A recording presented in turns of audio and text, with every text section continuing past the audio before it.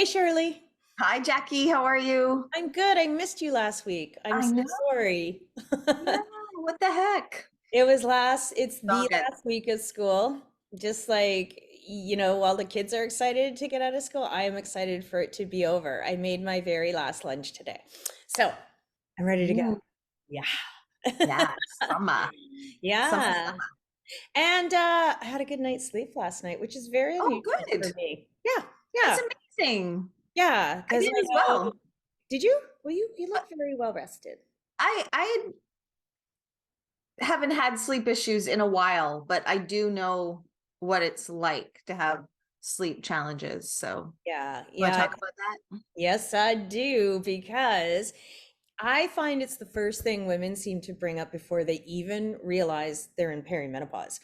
They're just like their first comments, like, "Oh, I keep waking up at like 3 a.m. and I can't go back to sleep." And if you're anything like me, you're ruminating, you're thinking about how you just destroyed your child's life, how your career is going down the toilet, how you don't have enough money for when you retire. Like all those things seem to come to the forefront somewhere around 2 and 3 a.m. Why is Right? that? Yes.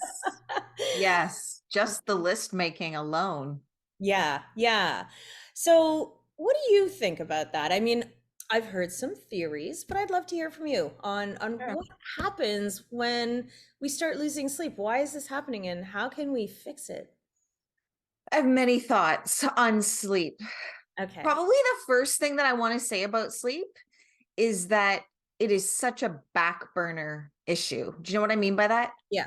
So, women keep sleep issues, sleep health. So, positive, negative, negative, positive on the back burner. Yeah. And it rarely gets brought to the front where we're actually like, I need to ask for help. I need to solve this. Because if I don't solve my sleep, everything else falls apart, Yeah, absolutely it does. right? I mean, it's the foundation for your entire day, week, month, mental So health. if you're going to stop listening to this recording right now, just make sure that you're leaving with a permission slip that says it's okay to ask for help. Got to start there. Okay. Um, the second thing I would say is don't do what I did. Okay. So, my very first sort of complaint, if you will, in my early 40s was that I was waking every morning at 3 a.m. Hmm. I very quickly made a leap to, oh, this must be perimenopause. I need to fix it. I don't, my life doesn't have time for this. I want to blame perimenopause. Yes. What I failed to do, and hindsight's always 2020. Plus Yeah. I've had the luxury of doing lots of work in the last 15, 16 years. But what I failed to do was hold up a mirror to myself and ask some like honest to God questions. Like, How's my sleep hygiene? okay. And with my BlackBerry in my hand in those days, yes, I did. Um, right? Yes. What is, was I exercising enough? No, I was not. Was I paying attention to what I was eating? No, I was not. Was my cortisol, which is our stress hormone, absolutely off the charts? Yes, it was. So when it comes to solving for sleep, my mom used to say sleep is the best medicine. So that's the end goal, right? If you really want the medicine, we need to find a way to get that good quality sleep. But solving for sleep requires us to become like Sherlock Holmes detectives, right? We have to actually look at lifestyle, look at stress, find out if there is anything missing nutritionally, Mm, because magnesium, as yes. I then learned from my hormone nurse, magnesium is very supportive of our sleep, but it's really, really hard for us to get adequate magnesium from diet. Then we have to like ask the question, honestly, is there anything else going on in my life? Like, do I have a thyroid condition, or am I waking up at 3 in the morning because, I'm grieving a loss of a relationship or loss of a parent, or, like loss of a job. Like there's lots of things that are Yeah. overlapping there. And then we have to know the role of progesterone. And progesterone is that hormone that's produced in the second half of our cycles, that when our cycles are regular, it supports our sleep. That's why women in their 40s start to notice changes, because progesterone might be starting to fluctuate and Yes. then decline. So that's a big mouthful what I just said there. I have to Mhm. like acknowledge that, but But a good I just want mouthful. everybody to recognize that it takes a bit of work, but it's really worth it. Okay, so I have a little rant. Okay. Okay. Brace yourself. So I had three girlfriends over last night. It was an intervention of sorts because we had a man down. One of our girls is really suffering, just went through a breakup, but she was with this person for like 6 months. Not that this is important, but she really, really hit the skids when they broke up, and it wasn't normal for her. So they came over last night so we could cheer her up. And what started off as cheering her up turned into everyone crying. And turns out she's probably in perimenopause and things are out of whack, right? And so one of the things that was happening is she's not sleeping. She is stressed about her job and she was stressed about this relationship. But the first thing her male doctor did was put her on sleeping pills.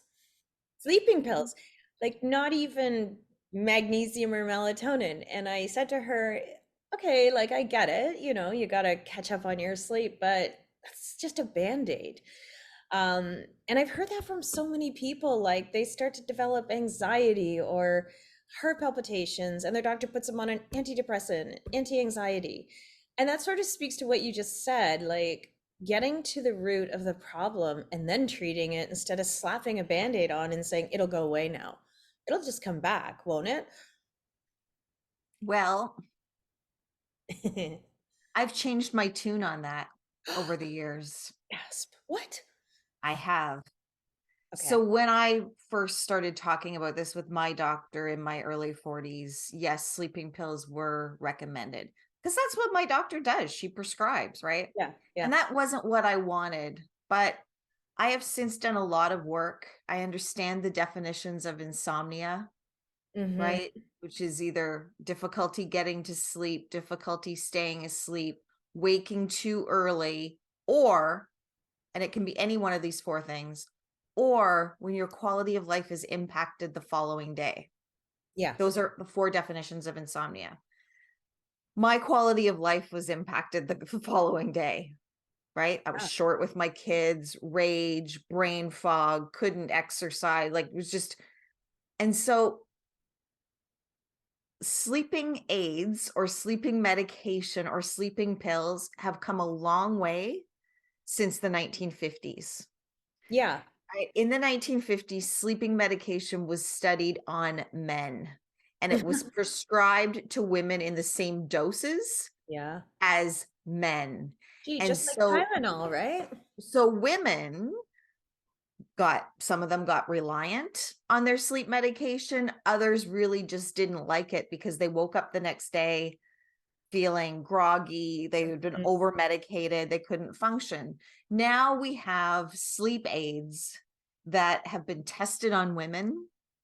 And I am going to say, obviously, do what's best for you, but magnesium is going to take a while to rebuild in your system until you feel that benefit, right? Even Yeah. progesterone is going to take a while to rebuild into your system until you actually realize that, oh my God, now I'm having good sleep again. Yeah. If your sleep is suffering and you need support, talk to your doctor. Yeah.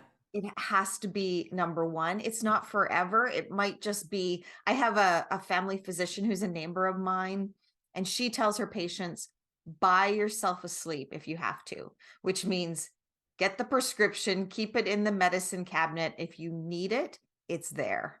And Yeah. sometimes for some women, just having it there Yeah. is support enough. So we're all different, Mm-hmm. right? When we look at studies for sleep medication, many of them are equivalent to cognitive behavior therapy. So CBT, Yeah. cognitive behavior therapy, is approved for the treatment of insomnia. Yeah. So if you're hearing this and you're like, oh, Shirley's saying take a sleeping pill, I'm not. I'm saying make sure you understand all of the options on the menu and choose what's right for you. But sleep is so important that you Yes. can't keep it on the back burner. No, So I no like that you said judgment, just that. choose, choose a therapy that's going to be right for you. You're right. I agree with that. I think just it's that I so often hear like the first line of attack is not even to diagnose what's really happening. It's just to simply like be put on a sleeping pill or something. That's actually what happened to me. I got put on antidepressant, but I was really like everything was out of whack. I want to back up about 12 minutes ago. Did you say you had a hormone nurse? Oh, what? Yeah. So early on, I was introduced to an amazing woman. Her name is Debbie Brown, and she's a registered nurse. And she was working in the ER and was having similar experiences as you and I talk about every week. And so she actually quit her ER job as a nurse and went and became um, educated and informed in women's midlife hormone health. And so she Wow. consults, she came out of retirement and works with a lot of the members in the menopause chicks community. Obviously, as a registered nurse, she can't prescribe, but one of the things that she does, besides just amazing education and Yeah. information, like having us somebody to talk to for 45 minutes or an hour, just kind of gives us that personalized healthcare plan. Yeah. Because of her nursing career, I find she is really an excellent bridge for women to be like, okay, now I understand and I can take this information to my doctor. And she coaches women in how to talk to their doctors for if they need a prescription. I love that. I've never heard of that before. Is she the only one? Is she a unicorn or are there more of her? No, so there are other so nurse practitioners Hmm. that, yeah, they have to have different certification in every province in Canada, but there are a number of nurse practitioners who have done similar training and education, and then they can prescribe depending on their geography too. Okay. Okay. Well, I love this new information. Um, I feel like it's, that's a new one for me. I'm still getting used to the fact that we don't shout it out loud enough that there are menopause practitioners and menopause doulas out there. That seems to still be shocking for women to hear. Well, there aren't enough of them, that's why. Yeah, that's right. We need more. So Like, great yeah, second career for anyone yeah, totally, thinking about their totally. job they hate. Um, so let's go back to sleep, sleep, sleep, Okay. because it is critical. It's I bet you with my non-medical background, but my personal experience, it impacts my mood. Like you said, it can, if you go, well, if I go a few days, I feel like I'm in a depression, like a funk, Yes, yes, brain fog, forget it. yes, I can't yes. focus on anything. I can't exercise, and I am grumpy. Yep. So let's talk about sleep hygiene a little bit. Okay. You go, because I know nothing. Yeah, I would never profess to be the expert in sleep hygiene, but I want to share a tidbit that I learned a year ago. So, World Sleep Day is every year in March. And I did this event and interviewed Dr. Bal Pawa, who is a menopause expert here in Vancouver. And she taught me about melatonin. So, this is a real cool example because you and I both have marketing backgrounds. And if we think about how much marketing and media messaging we've received over the years, we've kind of grown up to almost believe that melatonin is something that comes in a plastic bottle. And it's not. It's a hormone that's made by our brains. And here's the tip that I don't know if you know this or not, but melatonin production starts first thing in the morning. So the best thing you can do for your sleep is to walk outside and let the light into your eyes first thing in the morning. What does that do? Because you That's want it to start the because production. that's how melatonin is made in our brain. And then it slowly declines. So it should be at its lowest when you go to bed at night. Okay. But Okay. if you're going, but so, let's use a personal example. If you go to bed and maybe you've been looking at a screen for 6, 8, 10, 12 hours, What? Who? right? What? Right? Or you take that screen to bed with you, your brain is confused. We're not rising with the sun and going to sleep with the sunset anymore. Those days have passed. And don't get me wrong, I know that melatonin supplements are really good for shift workers and work really well for if you're traveling, right? So for jet lag and those types of things. But day to day, the best way to make melatonin is to do it ourselves with the light in our eyes. Okay, so ouch, because I take melatonin every night. But I do read before I go to sleep too. Hmm. I've tried a few things. I've tried melatonin, I've tried cannabis, I had a prescription, the gel tablets, and magnesium. I find there's a good combination of melatonin and magnesium that has really helped. But I would prefer to get it naturally. I've only recently heard this tip, by the way, about going out and first thing in the morning and getting like 10 minutes of sun on your face. Like literally just weeks ago. I know. I was like less than a year ago for me.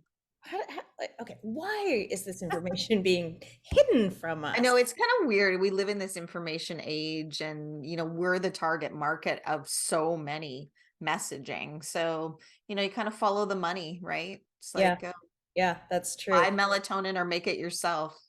Yeah. Yeah, I like that. We're like a little melatonin factory.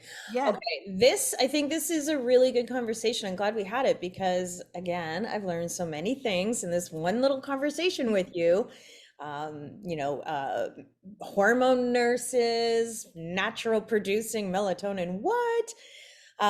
So I think you've given some really great advice here, especially about the sleep hygiene. The other thing I heard about that is having a routine, like, your nighttime um, Hmm. skincare routine, and Yeah. then maybe some people like to have like a nice hot shower or lavender bath. I have a nice lavender spray. I take a bath every night. Yeah, good for you. I don't And know.